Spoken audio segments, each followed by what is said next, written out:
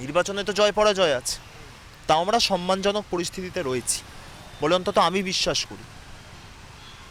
কিন্তু ওই এক শ্রেণীর যে মাইক্রো লেভেলের নেতৃত্ব, কোনো এক পৌর প্রতিনিধি, কোনো এক গ্রাম সভার সদস্য, কোনো এক সমিতির সদস্য, কোনো এক হয়তো জেলা পরিষদ সদস্য, কোনো এক ওয়ার্ড সভাপতি, কোনো এক বুথ প্রেসিডেন্ট, কোনো এক ব্লকের নেতা, এরা যে করছে,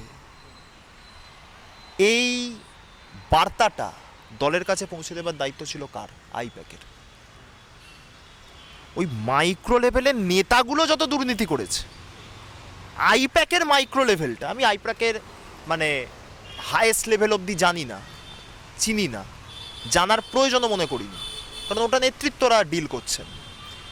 আমরা যাদের সাথে ধরো ডিল করেছি, আইপ্যাকের যে মাইক্রো লেভেল, তারা ওই দুর্নীতির সাথে দ্বিগুণ নিমজ্জিত হয়েছে।